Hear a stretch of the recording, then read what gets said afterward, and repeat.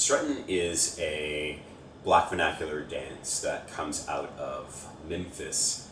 Uh, as far as I could tell, came around 1940 and became popular into the 50s, going through into the 60s.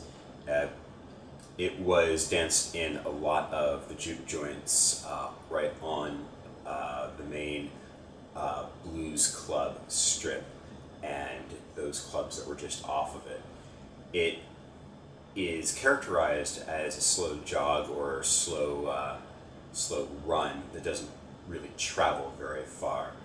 General space that you would do a dance is in like a 4x4 foot square.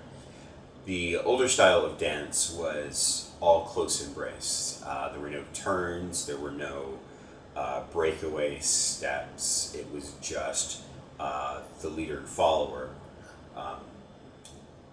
doing footwork changes, pivot steps, changing of direction, and that was the primary form of the dance. The later generation, the one that picked it up in the 50s and danced it in through the early 60s, was a little bit more into showing off, showmanship, and they added a series of turns.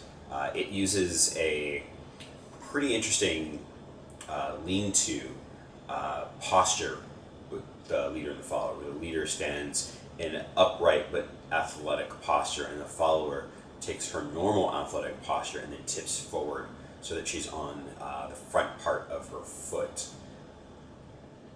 so that the leader is here and the follower's body comes in at this angle, which is, say, different than some of the tango A-frames or some of the other blues dances where both hips are set really far out and the chest are at a strong lean-to. I first learned strutting probably around 15 or 16, and then really got into it in my early 20s. I was introduced to it by my great aunt and uncle who live in Memphis, and it was a dance that they particularly specialized in. I got a chance to meet a couple friends of theirs who also did the same dance. I was never really quite able to determine how widespread in Memphis this dance was, how far outside of the city and into Tennessee itself it traveled. I did meet one woman who was from Nashville who also did it around that same time frame, but she was originally from Memphis, so I don't know if it was particular to that city or even just particular to a club or two. Sadly, my Aunt Mary and my Uncle Howard are no longer with us, so I can't go back to them and try and find more about this dance, and I don't have any contact information for the people that they had introduced me to. So it is, it's a dance that I think we have about 75 to 85% of the general social context really well known, but beyond that, sadly, there's a lot of guesswork and inference. I've run across a couple of descriptions of the dance in a few books, but nothing that really spent a lot of time breaking it down, just, reference.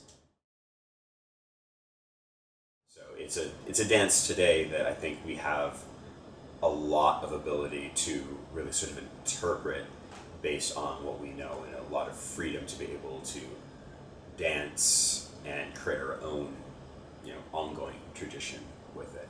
I know that there are couples in Texas that have adopted it and use it to dance to a lot of the Texas blues that they hear there, and it works really well for that. I do tend to stick a little bit more with the traditional Delta style, but some of the Piedmont music really works for it, and a number of country blues tunes. So I think that the dance itself is just very adaptable. For me, the biggest characteristic of strutting is that constant joined partner jogging, and the concepts that the follower really is creating the physical points of contact to the leader rather than the other way around, and that neither partner has to be on a prescribed foot at any particular time. The off foot or wrong foot variations and the high amplitude, quick tempo turns that the dance uses, I think really sort of characterizes the janky staccato rhythms that were really dominant in that time period in blues music in Memphis.